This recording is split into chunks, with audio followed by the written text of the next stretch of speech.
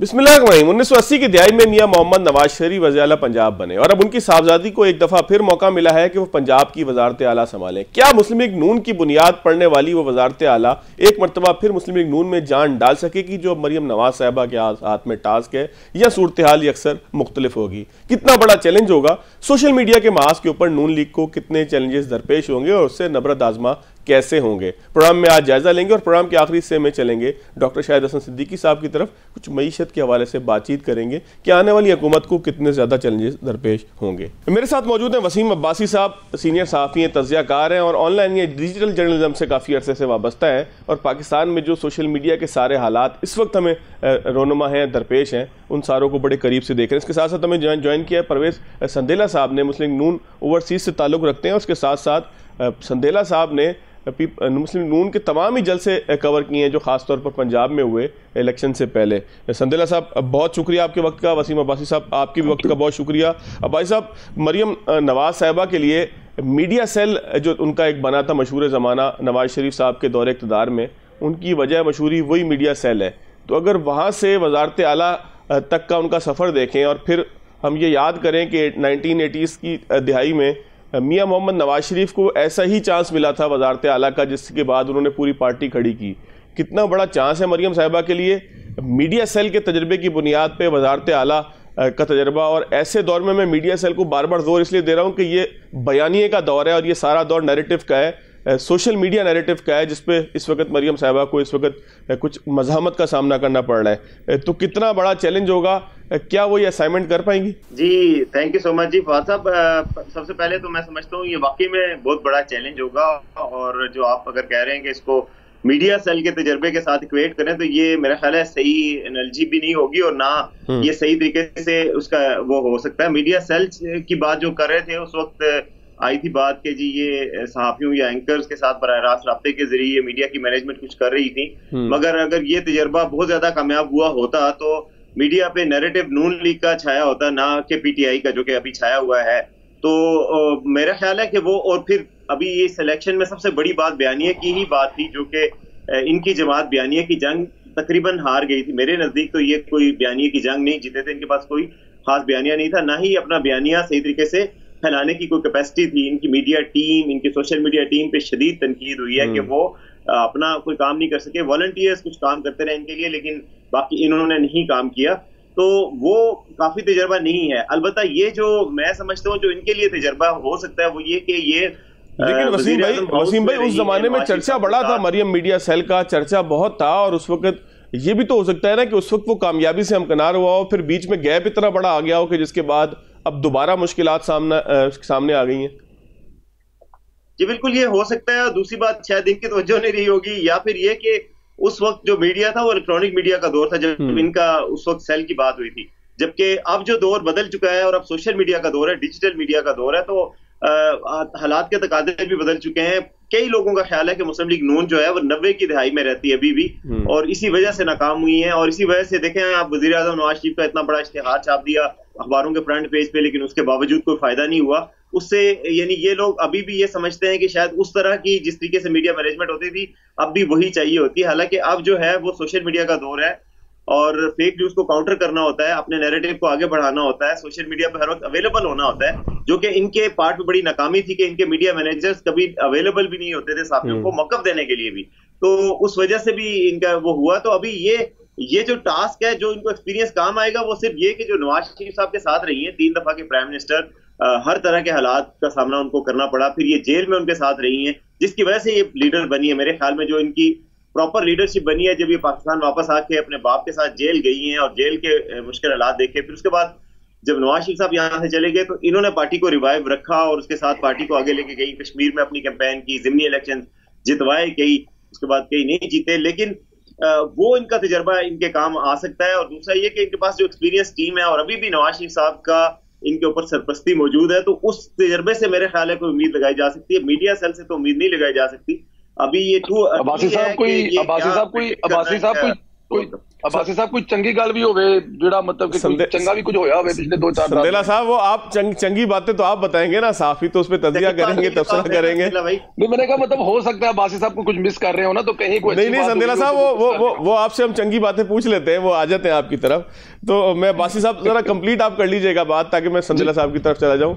जी तो यही बात मैं कह रहा हूं कि जाहिर है वो ये जो एक्सपीरियंस है नवाज शरीफ साहब का और जो अंकल्स का एक्सपीरियंस है वो शायद उनके काम आ जाएगा। बाकी है कि जाहिर है वो उस घर में पली बड़ी हैं जिसमें मुश्किलें भी आई हैं, जिसमें जेलें भी आई हैं और जिसमें हुकूमतें भी आई हैं, तो उन सारी चीजों का एक मिलके एक तजर्बा तो जाहिर है उनको बन गया होगा। अच्छा लेकिन अब्बासी साहब, वसीम भाई, पली बड़ी बेशक वो मियां नवाज शरीफ के घर में है, लेकिन मियां साहब के जो बच्चे हैं, चाहे उनके दोनों बेटे हों चाहे उनकी साहबजादी हों, वो सियासी तौर पे मियां साहब के साथ कोई बहुत ज्यादा खड़े हुए दिखाई नहीं देते पूरे तमाम अरसे में। ये तो मरियम नवाज साहिबा की, मैं इसीलिए मीडिया सेल कह रहा हूं कि उनका पहला असाइनमेंट था जिसमें लोगों को पता लगा कि मरियम नवाज साहिबा भी पॉलिटिकल फिगर हैं या वो भी हुकूमती मामलात के अंदर मदाखलत करी हैं। हालांकि शहबाज साहब के बच्चे सलमान साहब और हमजा ये तो दोनों एक्टिव रहे हैं।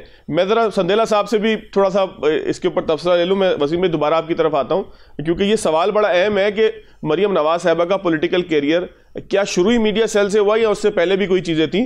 संदेला साहब, आप क्या समझते हैं मरियम साहिबा, आप कह रहे हैं कि नहीं जी कुछ चंगी बातें भी हैं, तो वो चंगी बातें आपको क्या लगती हैं अगर सियासत के मैदान में देखें? क्योंकि यहाँ पर तो तनकीद बर्दाश्त करना पड़ेगी, अभी तो अब्बासी साहब ने किया कुछ नहीं है, तो मरियम साहिबा तनकीद बर्दाश्त करेंगी या नून लीग के लोग जो कहते फिर रहे हैं कि हसीना वाजिद बन जाना चाहिए इनको मुखालफिन के खिलाफ? देखें, ये जो कह रहे हैं ना कि हसीना वाजिद बन जाना चाहिए मुखालफिन के साथ, अगर जाती हैसियत मुझसे पूछे ना, अगर हसीना वाजिद नहीं भी बनना तो जो सियासी मुखालफिन है ना, कम अज कम उनके लेवल पर उनको जवाब जरूर देना चाहिए। देखें, पाकिस्तान तहरीक इंसाफ कोई सियासी जमात तो है नहीं है, ये बाकायदा सब कारकर्दगी से जवाब देना चाहिए या बयानिए का जवाब बयानिए से देना चाहिए, और इमरान खान साहब की तरह ही कि ग्राउंड पे कुछ ना हो और बयानिया बहुत बड़ा हो? सर ये देखें, मैं कह रहा हूँ ना, इनका जवाब देने के साथ साथ देखें मुस्लिम लीग नून का पूरा जोर होता है इस मुल्क की। अब देखें, सबसे बड़ा इस वक्त जो प्रॉब्लम है वो मैशियत है। आपने मैशियत ठीक करनी है। पहला 1 महीना मैं आपको और अब्बासी साहब को ये बिल्कुल कल जो मरियम नवाज की तकरीर होगी ना, जब वो हलफ उठा लेंगी, तारीखी तकरीर इस लिहाज से होगी कि पहला टारगेट उनका रमजान शरीफ का महीना है।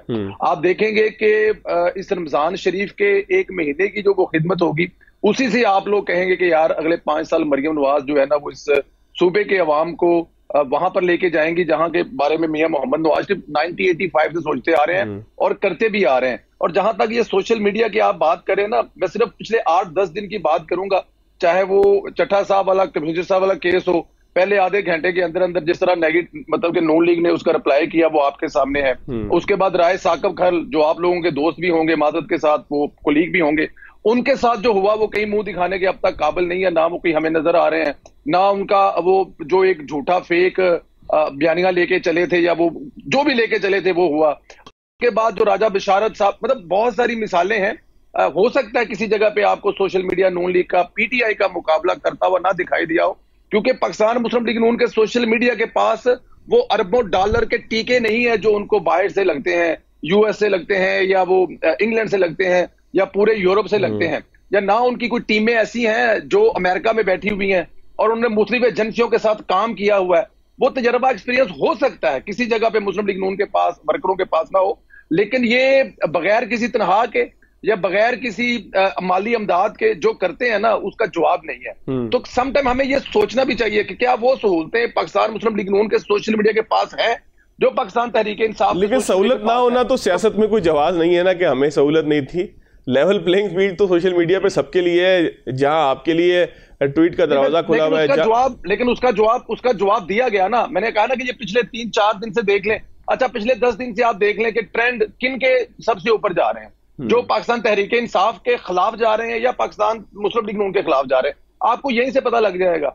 तो होता है समटाइम, कभी कभार होता है, लेकिन वही बात है कि मुस्लिम लीग नून के सोशल मीडिया में, और देखें 25,000 लोगों को तनख्वाहें दी जा रही थी केपीके से।